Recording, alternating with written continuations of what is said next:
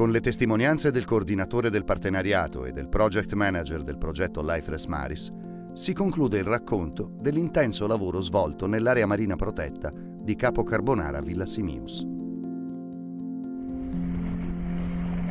L'aver coordinato questo progetto come dirigente della città metropolitana per me è stato particolarmente entusiasmante.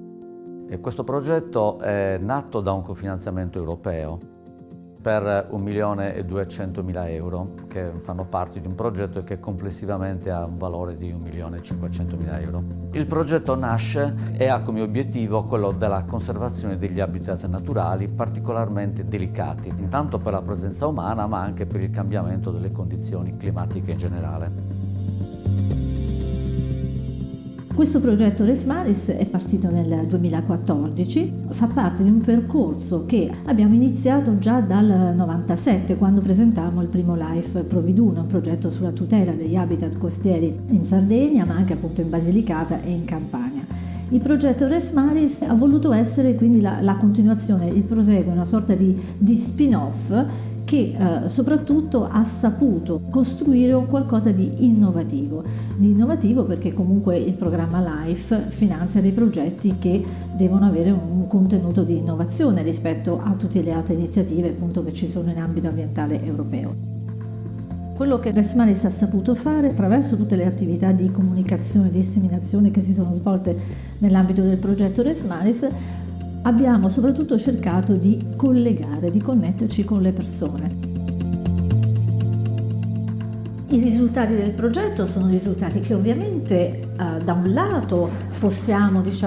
darne contezza già a pochi giorni, poche settimane dalla sua conclusione per quanto riguarda le azioni concrete di conservazione in cui abbiamo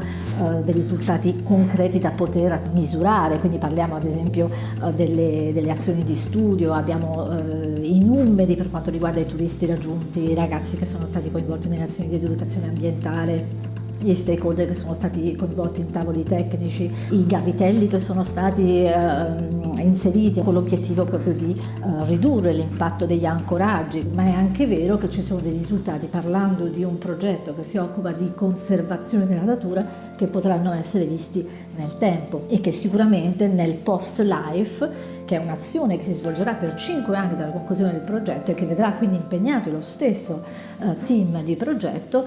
potremo appunto vedere veramente quali sono i risultati e gli impatti a livello non solo ambientale ma anche a livello di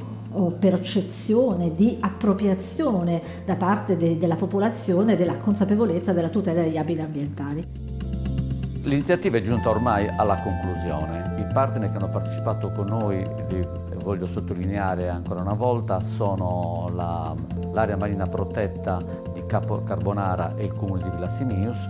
l'Università di Cagliari e l'Associazione Tecla. Questi partner hanno lavorato in maniera egregia, riversando su questa iniziativa passione, interesse, voglia, tanto che sono riusciti a coinvolgere anche tutti quanti gli altri che in qualche maniera sulla spiaggia si riversano.